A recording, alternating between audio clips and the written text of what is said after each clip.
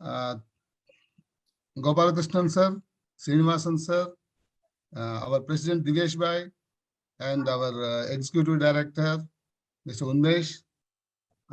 It is indeed a very honor and pleasure for me to invite two distinguished uh, careerists and just retired uh, to introduce them for this very, very important topic of today, that is Pivots for Career Success. It was a book written by both brothers together. And Gopalakrishnan sir, I was little familiar with Gopalakrishnan sir's career in the past, but Srinivasan sir is a little new to me. Gopalakrishnan sir has a very brilliant career with Tatas and many MNCs like Hindustan Lever and all kind of thing. So it is indeed an honor on behalf of AMA and on my personal behalf. We welcome you both, sir, today for this your own book you have to address today. And we have a very distinguished audience. Good evening to everybody who is participating. And I just gone through the book just very, briefly kind of thing, not really studied the book, I would say. This talks very practically about, management excellence. Basically, sharing a lot of experiences between both of them brought almost 80, 85 years experience and at very senior levels with some of the best known companies of India.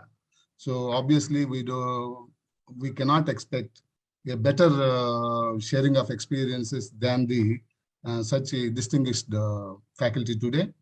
And this was mainly, the book was talking about much on the management excellence. It talks about the alchemy of the management, where they explain the solid content and the liquid content of how an alchemist may convert into the gold kind of thing. And explicitly talks about the solid part, about knowledge and techniques involved. And much more than that, it dealt with the human relations, which is a very challenging part of the all the managers actually. Uh, this book talks about much about the relationships and careers, and it dealt primarily from three angles. Basically, the self part, which is very, very critical, how to understand oneself. That is the main part of the whole thing. And how to understand, once you have that understanding, that you can extend that knowledge to the understanding of others. And the third part is context, because management is always contextual in nature. Therefore, context also very, very critical. That's how it dealt. And very interesting book, I suppose. I had only briefly gone through the sketches of the book kind of thing. I didn't have the time to go through the book. In fact, I was very eager to go through the book before coming here. But anyway, I'll read it thereafter. It is my pleasure again to introduce Gopalakrishnan sir. R. Gopalakrishnan studied physics in Calcutta University, engineering at IIT Kharagpur, and attended advanced management programs at Harvard Business School. This is an illustrious, educational career. He has been a professional manager from 1967. He was served as a chairman of Unilever Arabia, and he was also MD of the Brook Bond Lipton, India. And for some time, he was chairman of the Hindustan Lever, vice chairman of the Hindustan Lever also. And many years, I think he was a director in the Tata Sons, which controls the entire Tata group. So you can imagine what kind of roles he was playing in the Tata group kind of thing. And he also was independent director at Press Trust of India for some time. He is currently also, I suppose, and he is executive chairman of Castrol India. So basically, he is actively engaged both instructional and inspirational speaking. These days, he is writing books. 17 books he has authored already. This is the 17th in series, and quite a credible outcome of his experiences. He's sharing the knowledge with the young generation and senior managers and all kind of thing. He believes that there are two kinds of wealth the top executives acquire. Some acquires money with lots of experience, most leaves the first part to family and charity, and the second part goes to cemetery. After his first two careers, first at Hindustan Lever and then with Tata, now Gopalji spends his third career, which is disseminating the lessons of his experience for upcoming managers. That's how he has been actively getting involved these days. Now, our Srinivas, I had some familiarity with Gopalakrishnan career because he had been a visitor to AMA in the past also. But whereas Srinivasan sir, who is his younger brother, co-authored this book, Pivots for Career Success, is, I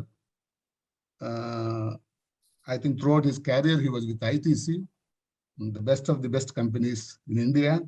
He has enjoyed working in the remote locations across the country and in diverse responsibilities across diverse business of ITC, because ITC is a very elaborative and diversified company. So he's a former member of the Corporate Management Committee of ITC Limited, which is a very, very senior position. And he's frequently shared his learnings and with generations of upcoming managers, and has been a mentor and coach for many in the past. This is his first book, co-authored with his brother, elder brother. But nevertheless, I see a lot of excellent sharings he has done in the book from his ITC experience. Welcome both of you, sir, to AMA's today's program. And it is about your book only. You both have to address each one maybe around 20-25 minutes, followed by maybe 5-10 minutes question answer session maybe there. And then we'll sum it up, sir. I welcome both of you, sir, again. And now stage is yours, sir. Gopalakrishnan, sir. You can start. Thank you, Mr. Rao, and a great pleasure to be back with AMA. This is the first time I'm doing a virtual session with AMA. Otherwise, I think for all my earlier books, AMA have been kind enough to host me, and I come physically. But the times have changed, and I suppose we have to adjust to that. You know, if I'm a member of AMA, I would wonder what this guy is doing writing a book every year. I have become like a startup unicorn. You know, every month you get a new unicorn and you wonder how, when people in Ahmedabad, for example, have toiled for their whole life to build an enterprise of $1 billion, these chaps do it in 2 years or 3 years. And in the same way, people will say that it takes a heck of an effort to write even one book. How does this guy churn out a book a year? And I want to tell you my motivation a little bit more than what Mr. Rao has told you already.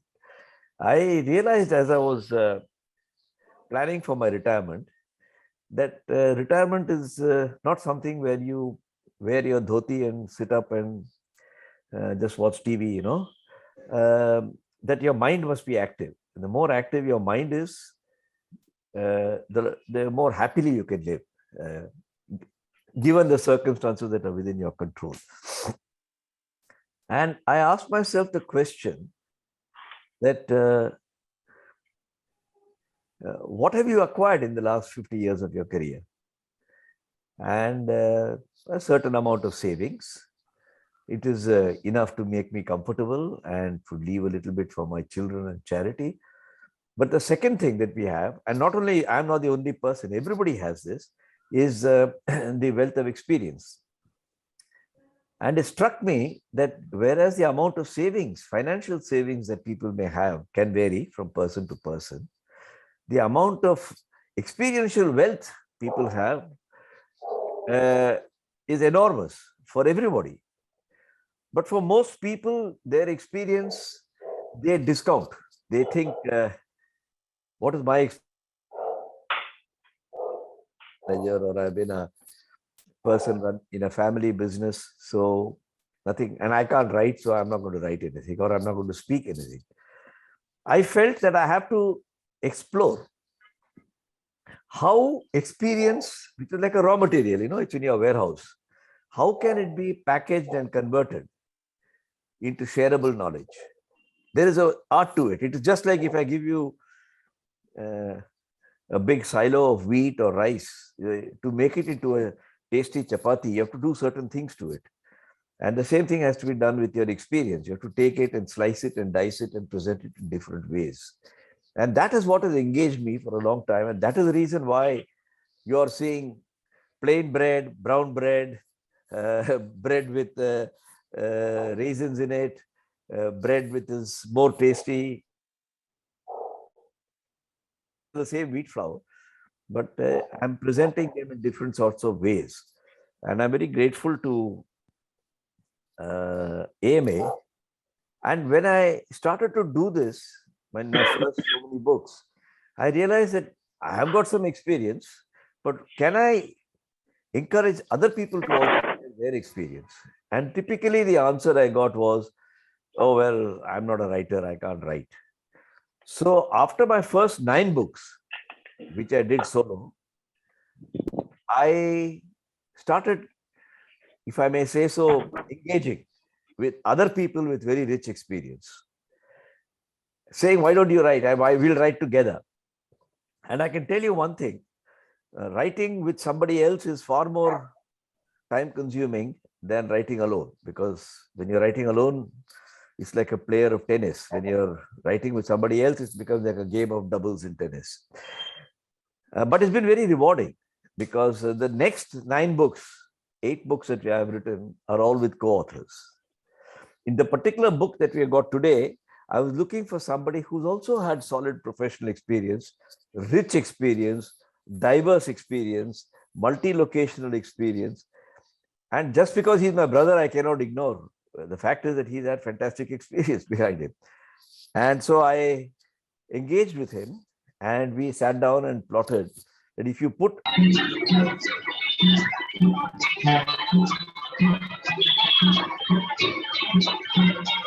what's happening?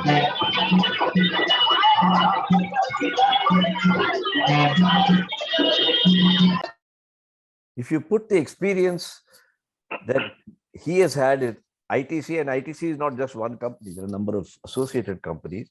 And I have in Hindustan Lever and Tata, which is also not one company, but associated companies. Perhaps if we could learn to tell the story, it may benefit other people, especially because India is now going through a resurgence, not only with startups, but with renovation of old businesses. And a lot of young people are taking to management careers. And we felt that this is a concept, an idea that we need to share. See, both of us had spent, we found certain things common without consulting each other, by the way, until we started to write the book. That we spent the first 20 years of our career acquiring what I call hard skills. How to read a cash flow statement, how to interpret a balance sheet, what is a margin, how to improve quality, how to improve productivity. No, these are all sort of things that you learn from books. You can go to the institute across your AMA called IIM Ahmedabad, and they will teach you all those things in a 2-year MBA program. But in the second part of our career, from the age of roughly 40 to 60, we found that we are learning only some soft skills, things that cannot be taught, things that are not learned. You have to learn it for yourself. This is how to get along with people, how to get the best out of people, and not be judgmental. You may say so-and-so is a very difficult character, but that's not the point. If he has to work with you, he or she, you'll have to find out how to do it. So there is this whole technique that comes with the second part of your career, which tests you, which is the non-teachable parts become the most important part of your skill. There's no point attending courses anymore, because your course is your day-to-day work. So we grappled with the question of how we can convert our experiential wealth, and we decided to focus on only one item, the soft skills, because we don't want to write another book on quality and improvement of productivity and stuff like that. And we are therefore aim this book at future leaders, probably people who are in the age group below 45, 50, who still got another 10, 15, 20 years of their career, the people who have to make the transition. And we are trying to make them conscious that there's a transition. We transited unconsciously. And anybody who's 60 now will say, yes, I also happened, same thing happened to me. But people who are 40 don't think so. They think if you learn more, they will advance. But they find they don't advance at some stage. You look at some of the startups we have in our ecosystem. You see the controversy going on right now about PhonePe. I mean, PhonePe is a very nice startup. It's valued well. It's got a very talented guy. He's in fact from the institute opposite AMA. And I'm not here to judge him, whether he's a good or a bad manager. Hey, But- just give me the phone. But it's got into a human relations controversy rather than a technical controversy. And this happens within companies, it happens in startups, and so on and so forth. So now that Air India has been come back to Tata, I was reading up all the history of Air India, and I stumbled upon something very simple, but unknown to me, forget about you people, that when Morarji Bhai was the chief minister of Bombay, undivided Bombay, so must be before 1960. I think Mr. J.R.D. Tata and another colleague.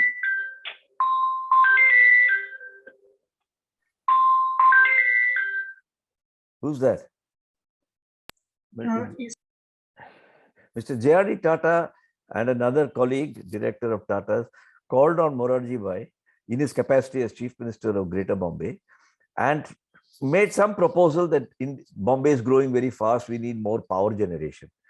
And apparently Morarji Bhai treated him with some disdain, saying, what do you know about power? Although Tata Electric and all had been operating for the last 50 years. That resulted in Morarji Bhai carrying a little grievance against JRD. It would appear. This is all hindsight.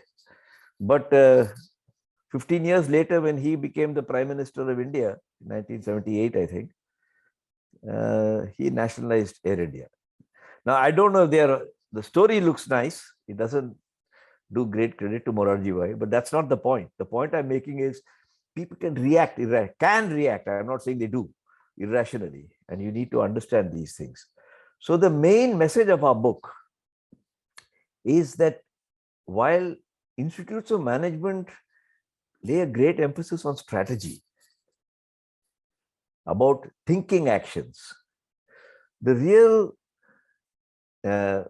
success in business comes through execution. And you have to be able to execute with the help of people. You look at our national scenario even today. I don't want to become political or controversial, but there are people with an opinion that the center has very good strategies, but executing it is not easy because either the states are not cooperating or opposition leader is not cooperating or somebody is not cooperating. So you pass a bill efficiently and you take back the bill, whoever's fault it may be, and that's not ours to judge.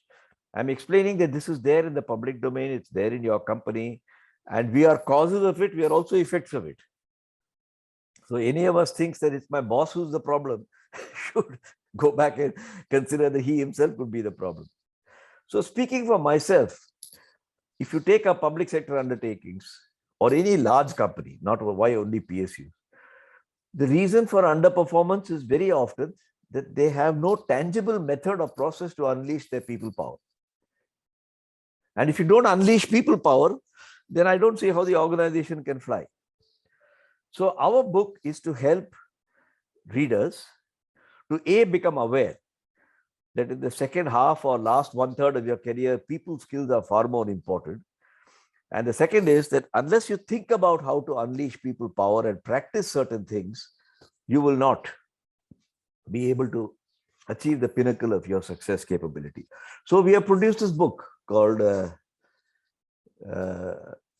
you can see the picture of the background. And there are 3 parts to the book. I'm just giving you a sense of the organization of the book. The first part has 10 chapters, 10 examples, short, very crisp. Understanding yourself. Because if you don't understand yourself, you're not going to understand other people. The second is to understanding other people. And the last is understanding the context.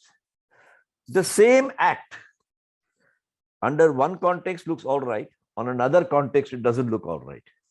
For example, we all know the old case in 1950s where a naval commander called Nanavati murdered or shot a businessman in Bombay. I think all of us can remember this case from the 50s. Now, if you treat it just as a murder case, then you get one outcome. But if you treat it as a defensive mechanism of a guy who was wronged, then you get a different outcome. So the context is very important to understand. There is no single way in which to define it, but you have to understand this. And what we thought is the best thing is to take examples and illustrate this.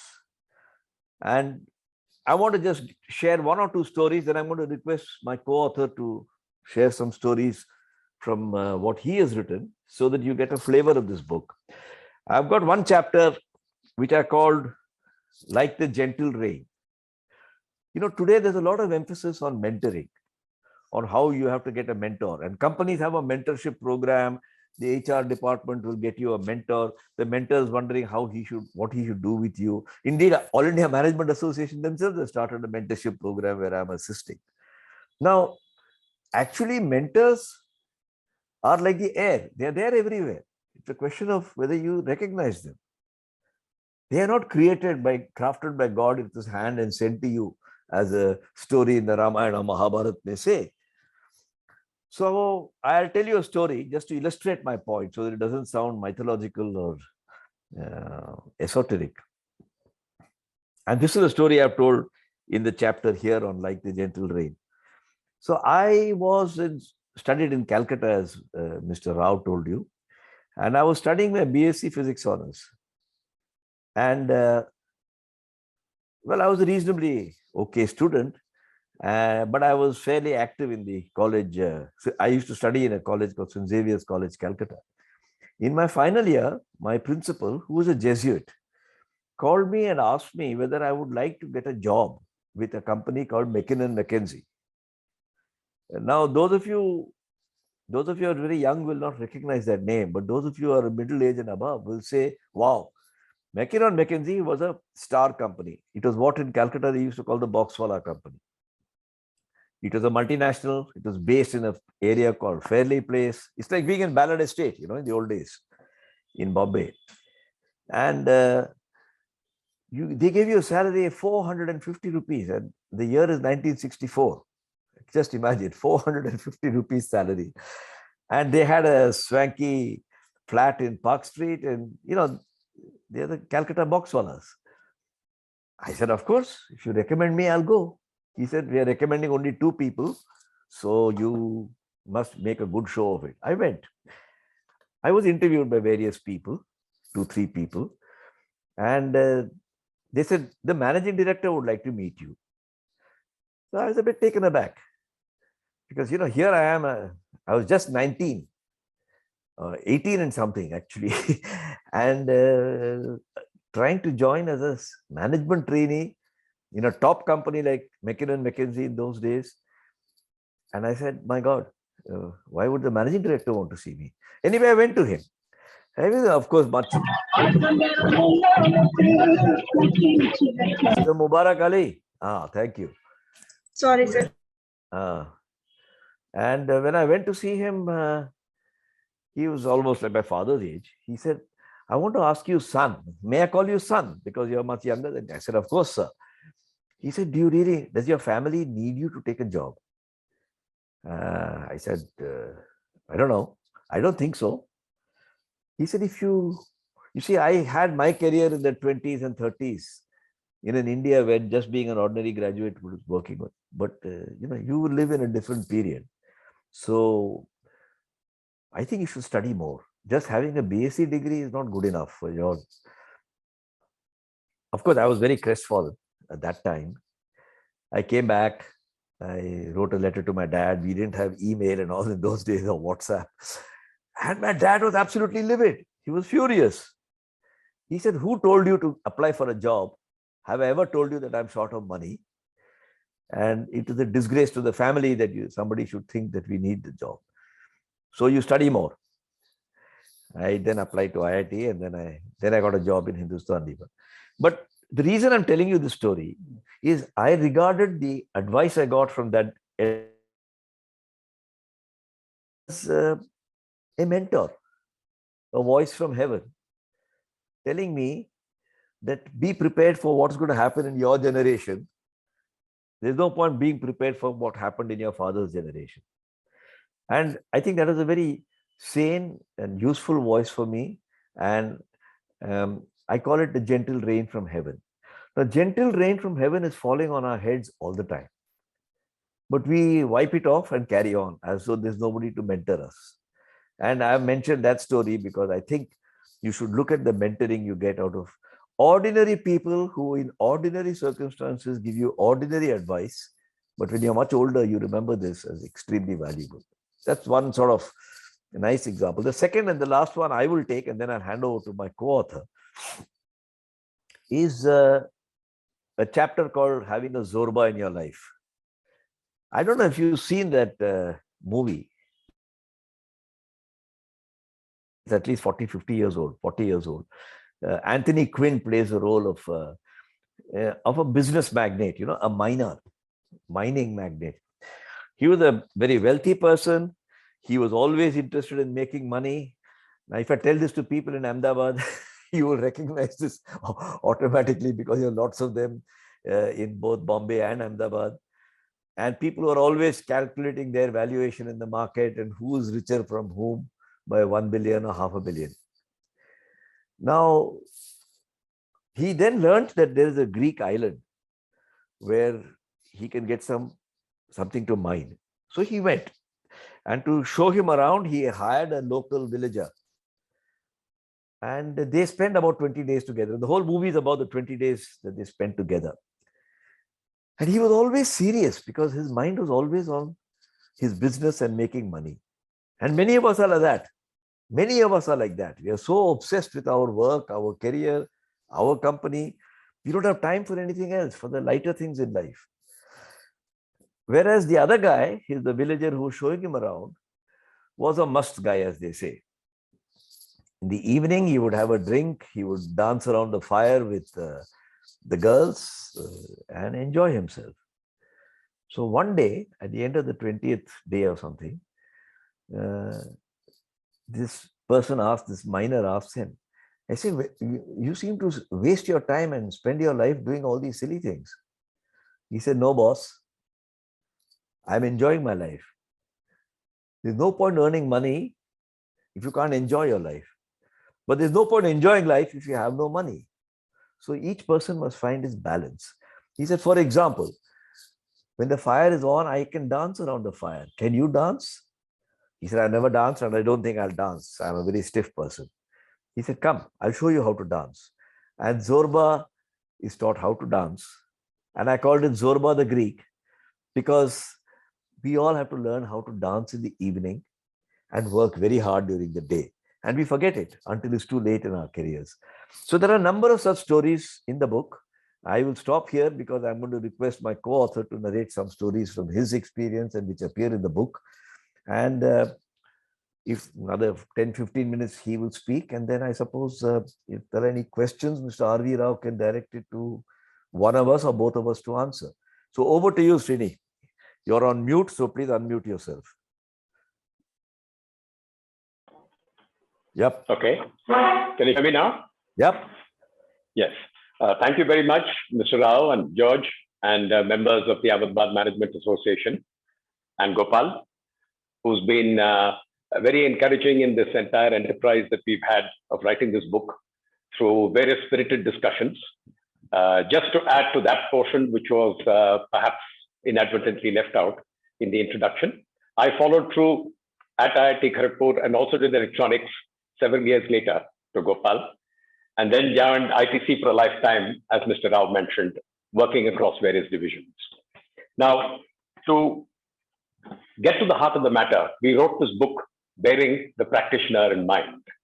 And I think it was a good caution that Gopal suggested that I should not write it like a case study, which was my original approach. And changing it and altering it produced a slim book of 193 pages, covering roughly about 30 anecdotes or a little more, based on real situations in real life from our experience. And I'd like to quickly run through some of these, bearing in mind that we talked about the practitioner all the time. the person to whom experts teach the forehand, the backhand, the service, if I might use a tennis analogy. But finally, it's that professional manager who has to put it together to be able to deliver results. As a broad kind of framework, without necessarily going into jargon, but paying tribute to people who have worked in this field, the quality system framework explains what the entire context is about. We all want results, but those results are not possible without customer satisfaction and, in fact, stakeholder satisfaction. But that can't happen if you don't have the right processes in place. But you could have the right processes in place, and yet your hard S's of strategy, structure, systems could be wrong. And therefore, they need to be set right. And now the critical part, you need the soft S's. Now, whether you call it the McKinsey framework, or whether you call it people skills, or whether you call it, for lack of a better word, everything that is covered in the behavioral sciences, we need leadership at various levels to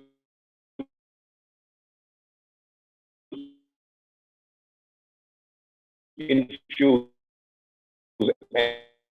energy. We can't hear. We can't hear. Enthusiasm and magic. Soldiers marching across a bridge are often told to break step so that their rhythm does not coincide with the resonant frequency of the bridge and bring it down. On a positive frame, every group and every team has a resonant frequency which can be tapped.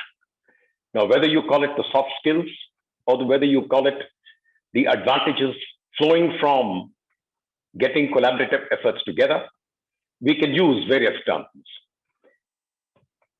3 anecdotes have been shared in absolutely diverse locations from my experience.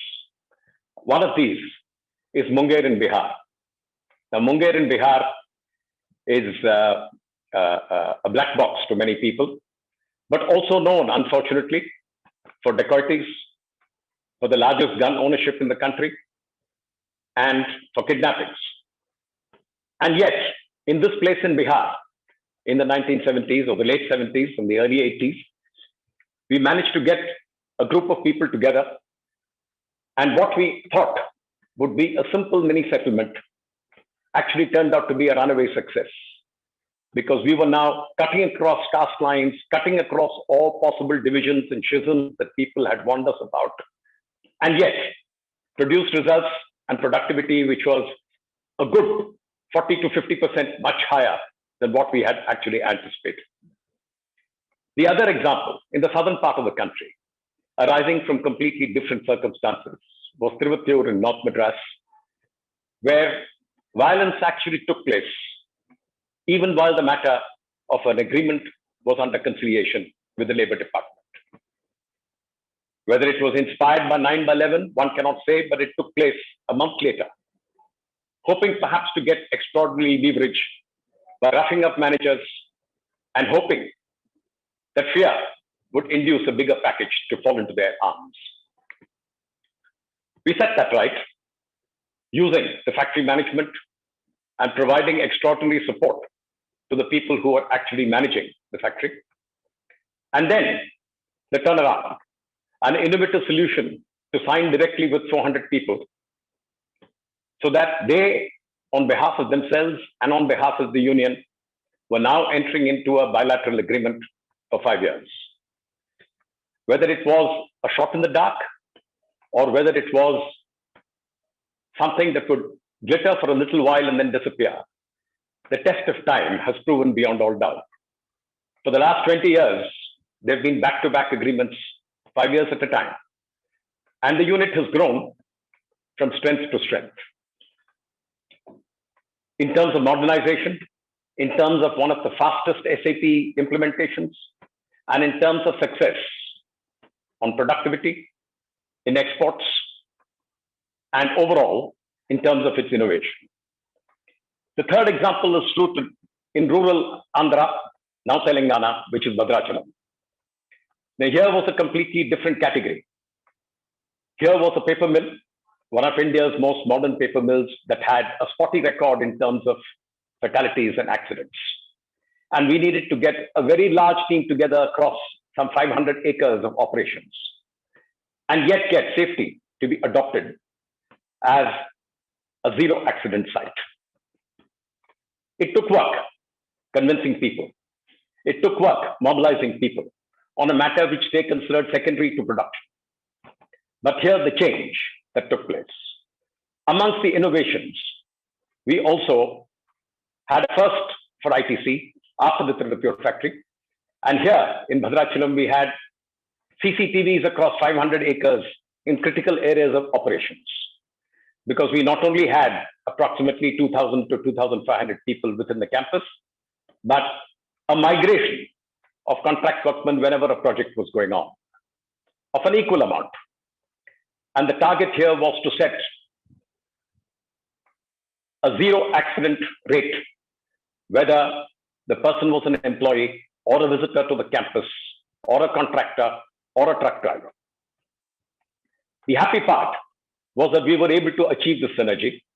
And the CEO and the COO once told me that the union wanted a 10-minute private chat with me on one of those visits when I was visiting Bhadrachalam. And I agreed. And they said this will be closed doors without us being present.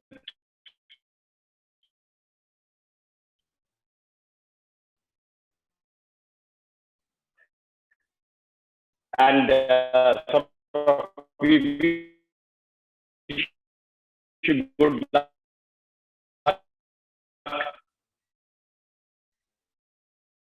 because there is a lot. When these people met with fatalities or suffered serious accidents that left them badly injured.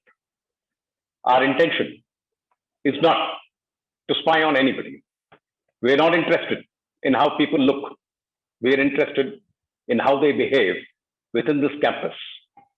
And we want your help with your outstanding fluency in Telugu to get across to people and to show them what can be achieved in terms of prevention. When we first mooted the idea that Bhadrachalam could aim for the British Sword of Honor, the Safety Council's Sword of Honor, there was disbelief.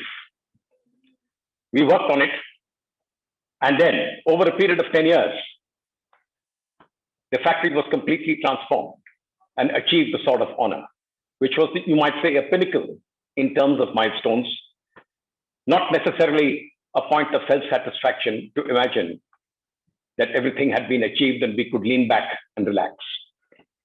So those were three examples, which brings us to the entire subject in three different completely areas, which brings us to the subject of motivation. We've reflected some realities on motivation. What is it that motivates people? We could run through painfully and say Abraham Maslow's hierarchy of human needs, from belongingness, safety, esteem, love and affection, power, and self-actualization. But that was not the idea, while paying tribute to Maslow and to various people in the behavioral sciences who contributed.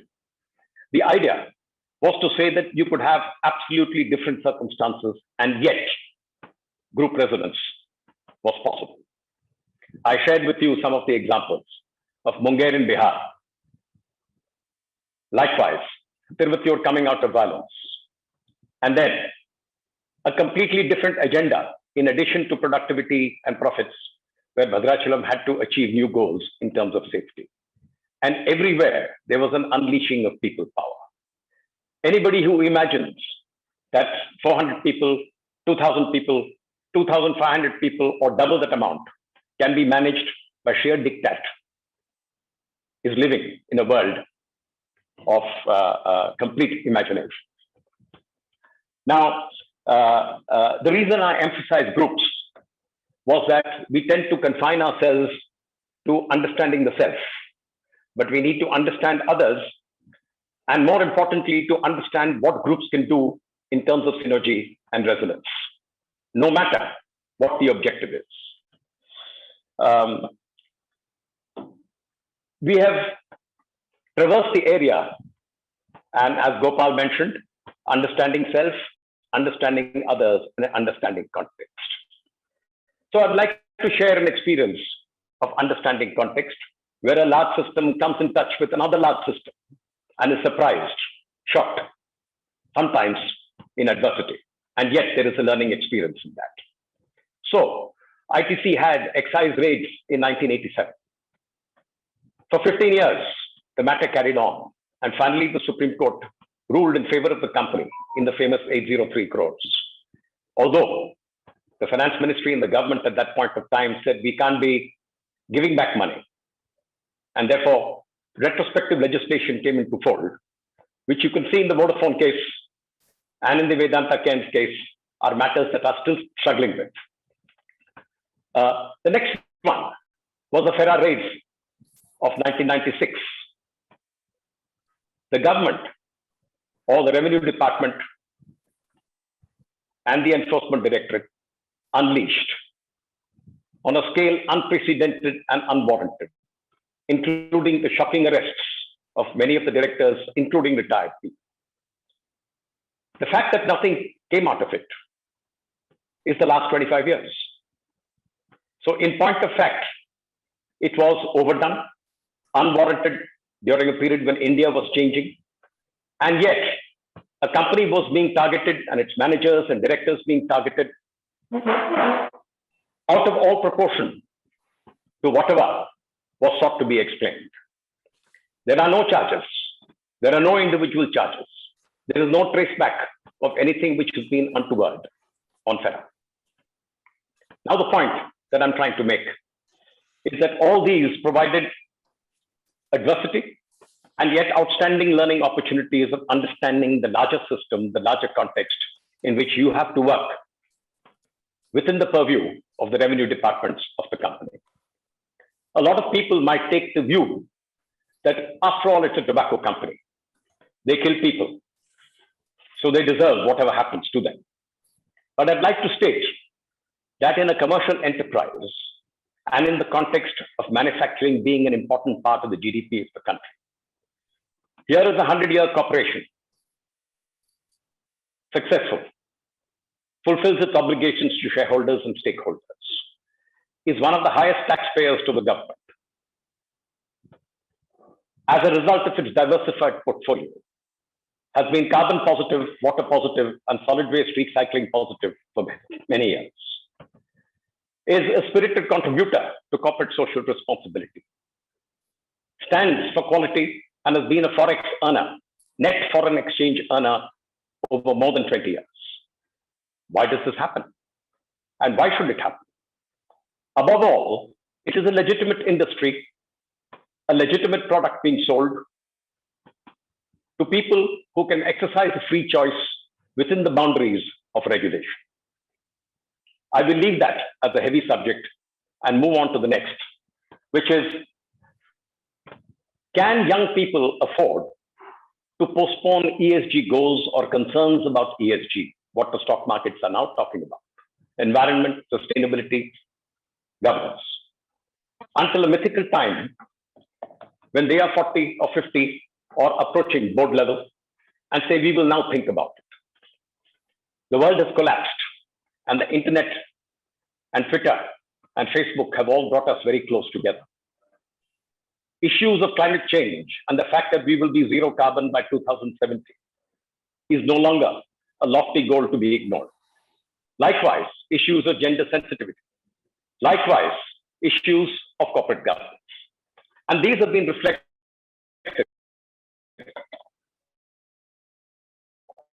to some extent in the book, highlighting realistic to say there's miles to go before we sleep. To avoid the subject becoming too heavy, I want to highlight one of the other maxims that has been talked about, which is enjoy what you do and do what you enjoy. This is unexceptionable advice.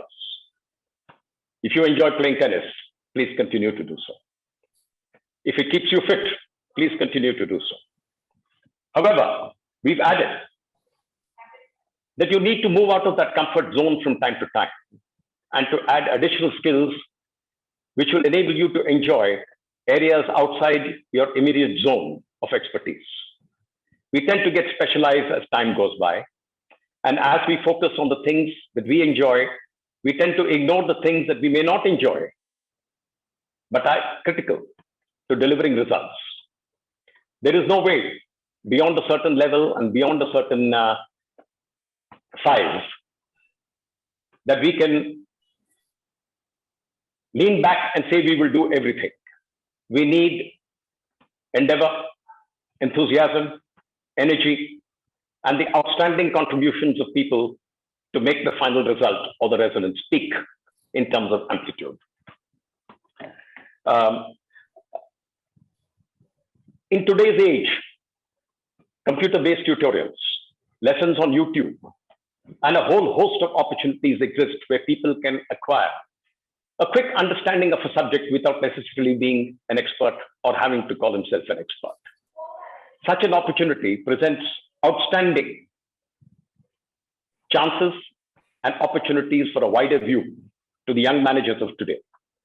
And we would strongly recommend that they need to be harnessed in the best possible manner for one's own enjoyment of one's work and one's own progress in terms of pivots that contribute towards career success. We did not resort to jargon. However, we did acknowledge outstanding contributors who have influenced management thought, like Edward Deming and Joseph Juran and Kaoru Ishikawa. Without resorting to jargon, let me repeat what Deming said about quality. And he defined it in one sentence. It is fitness for purpose.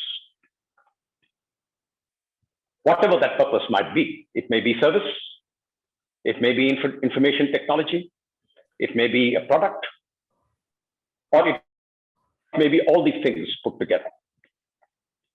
We'd like to then say fitness for purpose, how does it apply to the individual and groups of people?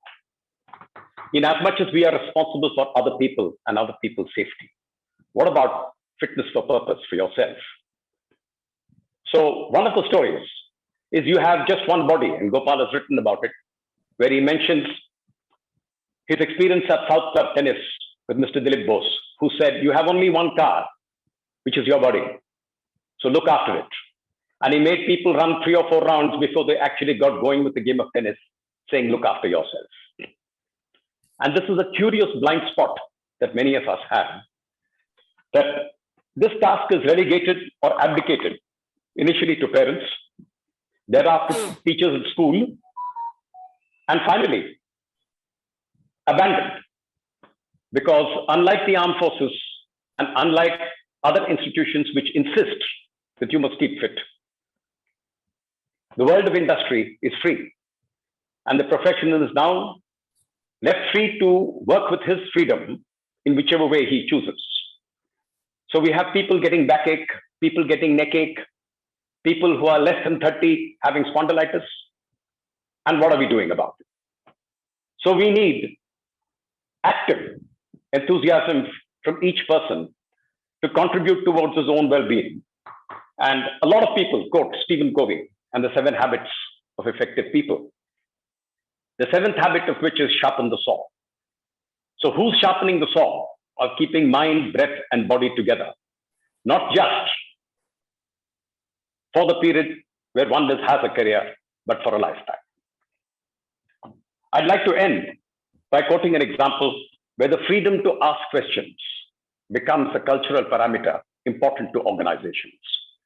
And an example has been given using wind energy, where we had the fortunate experience of launching this project for the whole of ITC, making a success of it in Chennai, and then spreading it to other divisions and other businesses of the company.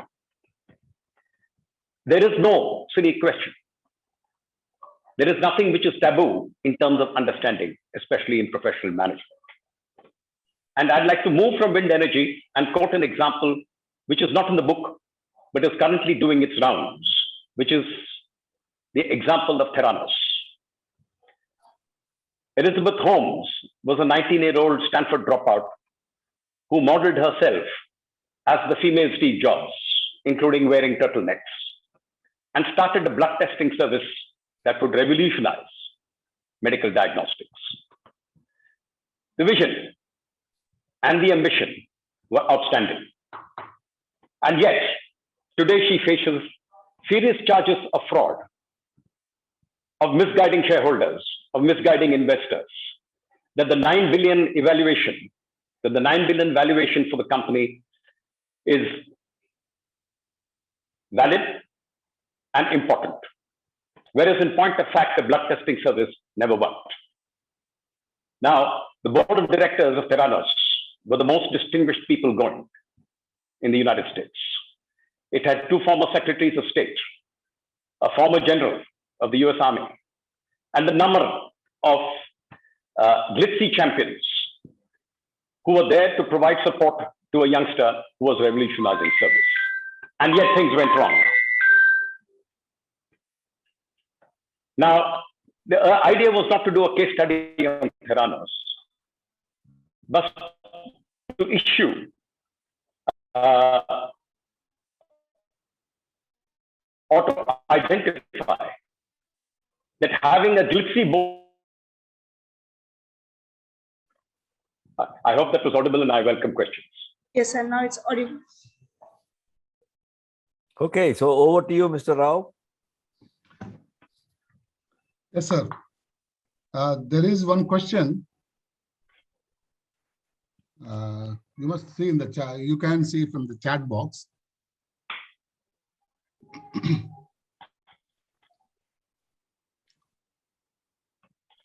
What are the skill sets needed in leaders in the future? And what advice would you give your 25-year-old self and why? That's a question from Mr. Mubarak Ali. I'll repeat it, Sri. You can go first, Sridhar. What are the skill sets needed in the leaders of the future? Just repeat that, please. What are the skill sets required amongst leaders of the future? And second, what advice would you give a 25-year-old, your 25-year-old self? Would you like to go first? Yeah, okay. Or after you, please.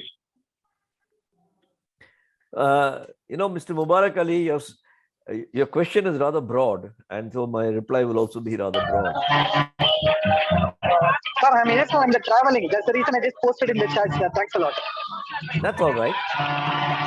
Thank you. But your question is, what are the skill sets needed in the future? I would say that the skill sets required in the future, in the hard skills, digital savviness is definitely a new skill set. If I compare with when I started my career 50 years ago, being digitally savvy is an extremely important thing. On the soft skill side, I'd say being empathetically digital is very important. Why do I make this point about being empathetically digital? Everybody is either a beneficiary or a victim of the digital revolution that's taking place. And we can see it all around us. But as technology moves further, human empathy is declining.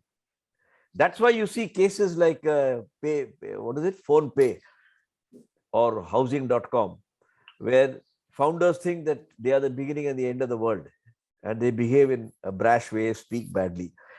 So firing sharper arrows, but dipping their point in honey before you shoot them is a skill required for the future. So the advice I would give my 24-year-old self is focus the first 10 years in learning all the technical skills that are relevant to your job, manufacturing, production, and then refine your human skills. In the first 10 years, I would tell a 25-year-old person, learn what is taught, attend programs, attend courses, and go on to the net, go to Ahmedabad Management Association and attend programs, as many as you can.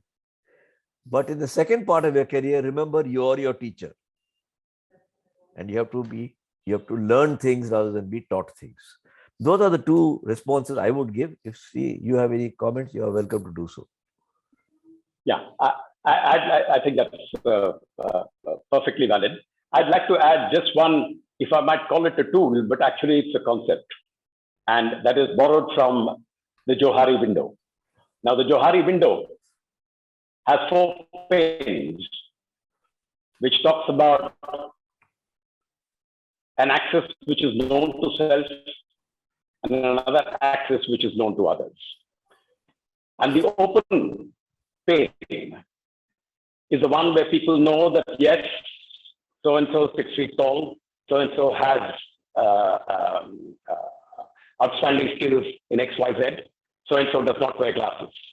But 90% of the issues with respect to appraisals is the blind spot quadrant. The blind spot quadrant is that which is not known to self, but known to others. And we spent an entire lifetime coping with feedback which comes into the blind spot. Now, whether it is formally in an appraisal, or it drops as a gentle rain from heaven, or it features in an absolutely casual encounter, that entirely depends on us. And in keeping with our fitness ethic that both Gopal and I have talked about in this book, and we wish all our listeners and all the readers outstanding fitness for a lifetime, I'd like to quote an example from the world of sports because it brings back the issue of action rather than getting involved excessively with the behavioral sciences as if it was the world of researchers. And that is when Roger Federer, 20 times Grand Slam champion, was asked about his youth and shown videos of how he misbehaved and lost his temper when he lost a match at the age of 13 and 14. He took great pains to say, that was in the past. I have learned from it, and I'm far more mature and far more balanced today than I was before. And I think that was extraordinary humility to acknowledge a growth process and evolution that has taken place in one's lifetime. So that's the advice to the young 25-year-olds, that you have a constant learning opportunity and you have the Johari window as a reference, as a pathway. Thank you. Any other questions, Mr. Rao? Sir, I have a question myself. I want to ask a question to Srinivasan, sir. Can he, Yes. I would expect him to throw some light about, there was a chapter in the book, disagree, don't be disagreeable. So I would like to know something more from him, sir. Yeah, so I think... Sridhar, why don't you switch off your video, because your voice is breaking and we can't hear you. Switch off your video, then your sound will come through. All right. Yeah, now is it coming better now? Yeah. Much better, much better. Okay, thank you. So, Mr. Rao, I think both of us have written on that subject in the various discussions that we had. And we said the essence of being a professional manager is not that you will never disagree, but to disagree without being disagreeable. And that is the key, where there is respect for the other person. There is courtesy for the other person. It does not have to get abusive. And yet, you've been very clear in expressing your disagreement on an issue which is concerning the corporation or concerning a project.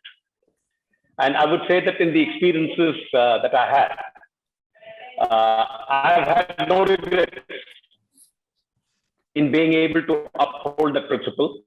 And I've been very proud as a professional manager. I was advised from the day I joined, from the days of Mr. Haksar and Mr. Sapru and Mr. Chug and all the others, for God's sake, tell us what you think is going on and don't pull any punches. And that served the organization extremely well. It also served me extremely well. I don't know if that answers the question. Yes, it is agreeing to disagree, basically.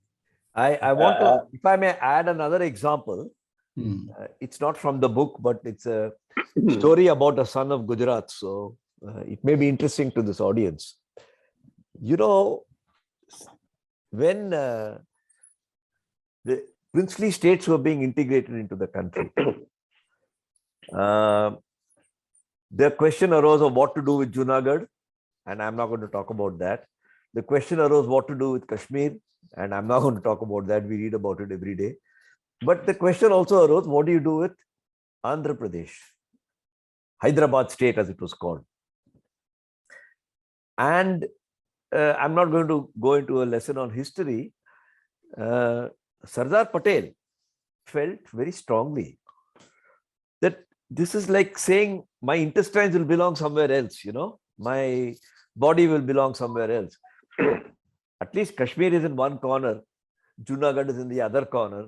Those medicines won't work here. At a meeting where Jawaharlal Nehru was also present, Jawaharlal Nehru said, "Oh, we must do a plebiscite. Can we do this? Can we do that?" He was looking at various alternatives. And there's narrated in the book by A.G. Nurani, where Sardar Patel said, "Listen, you can't have your kaleja, your heart in somebody else's hand." And I think we must move firmly. And if you don't mind, Prime Minister, as a Home Minister, I would like to call the General Officer Commanding, and he called General J.N. Chaudhary, who was a Major General Chaudhary at that time. And he said, "How long will you take to take over Hyderabad?" He said 5 days or 4 days. And they did it. And Hyderabad has not been a dispute, unlike, and neither is Junagadh, but Kashmir, of course, has gone into its own orbit. But Sardar Patel did not, Nehru did not feel that Sardar Patel overruled him or was disrespectful. Sardar Patel made his point firmly, without offense. And that's another example I would like to mention of disagreeing, but disagreeing without becoming disagreeable. Thank you. Thank you, sir. Any more questions from anybody? There's one more question, sir. Dr. Pranay Trivedi? Yes. How do you manage team members if not properly skilled, and how to mentor to develop skill? Dr. Trivedi, your job as a manager is to manage. That's the first lesson. So if you have a team, you're bound to get different people with different opinions, whether it is in Ahmedabad Management Association or in your company. And your fundamental job as a manager, that's the skill for which you are recruited, is that you can manage teams and differences. So when you say how to manage, I would only give you a 3-point formula. A, set an example by being a good listener. Let people feel that they are listened to. That's the first point. The second point is, don't push disagreements under the carpet. Okay. Let them come up, debate it, and invest some time in letting people feel that they have been heard. The third is, after you've done that, if you are the boss, you take a decision and move ahead. Okay. And I think in my career, I have found that helps a lot, because it's not that we can sit and keep on listening to various people, but having listened to them, you must debate it. You take the farm laws that we had recently. Who listened to whom? Where was it debated? Is all a subject which is up in the air. And whether it's a good or a bad law is a separate matter. I'm just taking examples from the public domain because we may relate to that. So I am not in favor of or against farm laws or the central government or the state government. That is not my subject. But when people feel they're not been heard, then it creates a problem. So listen, discuss, decide. That would be my suggestion. Thank you, sir. Thank you, Dr. Thank Pranay. you, sir. Is there anything else, Mr. Rao? One No? more I would like to ask you, sir. Experience. Think about a comfort zone or something. There is a chapter you have written particularly on the experiencing. Huh? Experiencing and experience. There's a chapter called Experience the Experience. Experiencing and experience. Uh-huh. Which chapter are you referring to? This is about understanding others. Experiencing and experience. Ah, that one. Okay. Right. Go ahead. Yeah, I would like to know something about your experience on this, sir.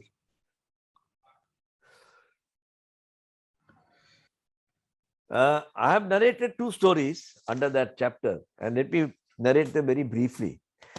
There is, when an experience happens to you, it is not necessarily by your design. when I was 16 years old, we are a large family, like many of our families were in those days. And my father and my mother and my brothers, which included Srini, moved to Bombay. We were living in a large house in Calcutta, bungalow, with a lot of furniture and so on. And my father gave me the responsibility, because there's nobody else, frankly, to dispose of all the furniture in the auction, to close a court case that was going on about the house, and then move into the college hostel. Now, for a 16-year-old, those were very major responsibilities. And I resented it, because I said, who wants to go to a court? Who wants to sit and go to an auction house to see whether the sofa received bids of 700 rupees or 1,000 rupees? And then go to the bank. In those days, bank was not internet banking. You physically took a check and you put it into the bank with paying in slip and thappa and all that. All my other friends who were 16 years old would, visit restaurants in Park Street and try to date some girl somewhere, as you tend to do when you're 16. But later on in my life and career, when I grew up, I realized that had I not had that experience, what did that experience teach me? When you're given a job to do, take charge of it. Don't dodge it. Experience the experience and learn from it. And I found that my father didn't intend to train me. This is another gentle drop from heaven. He was just being expedient because somebody had to do it in the family. And any of us would tell our 16-year-old son to do it to help the family. But it turned out to be a very good experience. And then when I became a manager, I said, if there's a problem, don't ignore it, get hold of it. You may feel during the solution of the problem, why am I having this union problem when I have become the factory manager? Why do I have this sales target which is not getting achieved? But that's part of the deal. So I was saying, learn to enjoy the experience. And those are the stories I've mentioned there. Thank you, sir. Thank you, sir. There is few more questions are there, sir. Sure. Mr. Vivek Oja, do you think in today's corporate world, there is a growing trust deficit in the corporate world that is resulting in greater resignation era? What advice will you give to reduce this trust deficit? Mr. Oja, my view, I'll ask Srinivasan to respond to this. Yeah. But my view is that in the whole world, in every aspect, there is a trust deficit which is widening. This is my opinion. Whether it's in politics, whether it's within a company or across companies within an industry. And there is, you build trust by listening to each other and finding grassroots solutions. How did Sardar Patel and BP Menon make and persuade 540 princely states to join the Union of India, other than 3? We always talk about Kashmir and Junagadh and Hyderabad, but there are 517 other states which joined India and signed the instrument of accession, because Sardar Patel and BP Menon created an atmosphere of trust. How did they do that? Lot of listening. They traveled incessantly in those days with whatever facilities were available. Everybody felt consulted. Here in the Taj Mahal Hotel in Bombay, they had a meeting of the princes of India. BP Menon did a marvelous job, and Sardar Patel gave terrific direction to it. And it's a standing example of how trust was built. When in this country, it is almost impossible to think that 550 states could come. Today, we are struggling to get 25 states on board. 25 chief ministers, we are not able to get on board. Imagine, small little state, somewhere in Kathiawad could throw a spanner in the works. But 517 joined and only 3 had a problem. So trust depends on how much time you're seen to invest in the other person. Even in a marriage, even in friendship amongst brothers, if you're seen not to invest time and emotion in the relationship, trust will not come.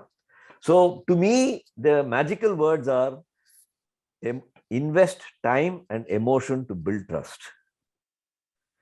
But yeah, Srini may have an opinion. Yeah, I think that was very well put. I'd like to add, without appearing to be prescriptive, I would like to quote back the earlier example I gave where I talked about the Johari window. The 4 window pane example that gives us some kind of a template for better communications, better teamwork, better group building. And importantly, people tend to think of the Johari windows applying only to the individual, which is understanding self. In point of fact, it applies to groups as well. When people see that I, as a group, have a blind spot and I don't understand this other party, that is the time when actual collective bargaining or discussion or diplomacy takes place. And these large groups can be revenue departments of the country. Now looking at retrospective legislation and saying, maybe that's not a smart thing to do if you want to attract FDI. It can also be at smaller agglomerations where we talk about collective bargaining in a union and management context. It can also be between countries in terms of negotiating a free trade agreement. Plenty of examples. And yet the same simple framework of the Johari window continues to apply. Thank you.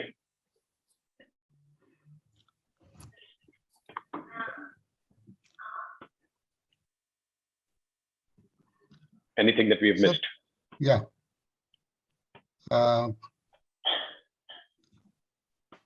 Sir, we'll go for a closing remarks. Yes, please. Okay. So what I understood from both of you's presentation is basically, unleashing the people power.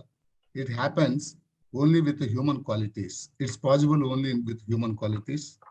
The essence of everything for developing these soft skills, one should have humility and empathy for others. This is what the essence of the presentation, I see it. And as Gopalakrishnan sir said that, there is like a gentle rain, he talked about the gentle rain and from heaven, okay. It comes from where it happens with everybody, with every one of us, sir. Knowingly or unknowingly, it happens at some moment of time. Unsolicited advices sometimes, maybe unexpected quarters, unexpected situations will create a scenario where it becomes a turning point for others, for ours. This happens, I think, with most of us. Each one of us experience in a different way, but it happens. That's what I feel. Sir. And the second part, the Jorba moment, a little madness in whatever we do, I think is the essence of life, the beauty of life. Therefore, while we are building up our careers, we should not keep a blind eye on the other part of the life. So there has to be a balance in both. And success, everybody is striving for success in life. Success can be defined in many ways. For different people, for different meanings it comes.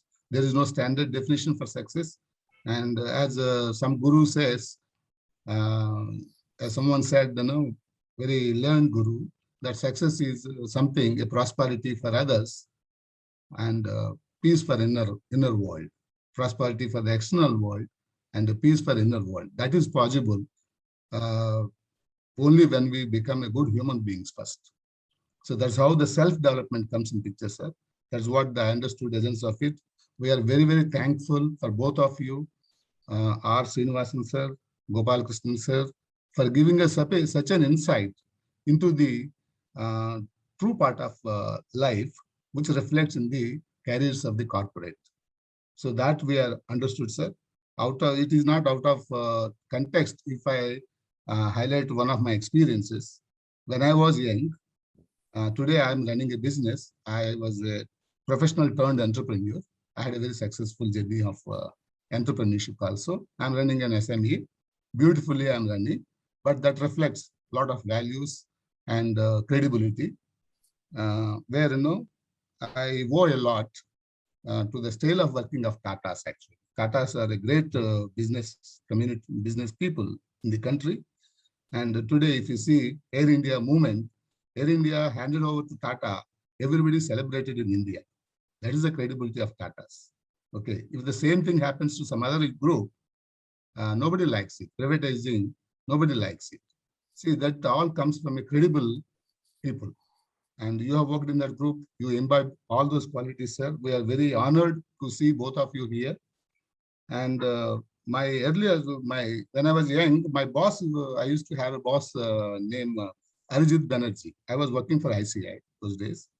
So when I quit that company, I just asked him, sir, what do you advise me when I'm moving out of this company? I was nobody. I was a small junior executive. So I was leaving. I want to take some help from him. He said only one thing, Rao, wherever you go, you see, in our office, we have some characters, X, Y, Z. Okay. A lot of tough characters we had. And we dealt with them for 5 years. We made them very productive over 5 years. All credit goes to the boss. Okay. We were only trying to help him. That's all. He said, wherever you go, these characters will never leave you. They will be in a different mode. That's all. You have to know and develop skills how to deal with these people, these characters. That I practiced, sir, and it worked.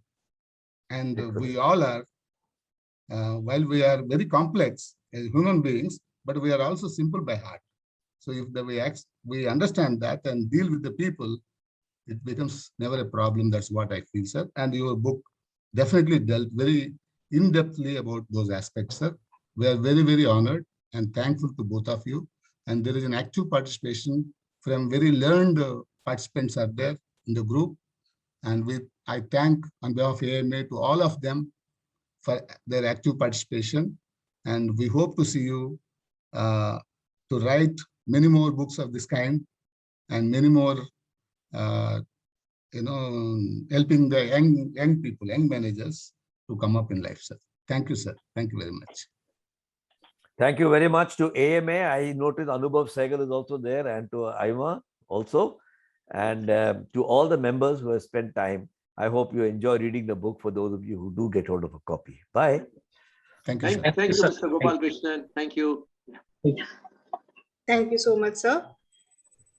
Thank you. Thank you, sir.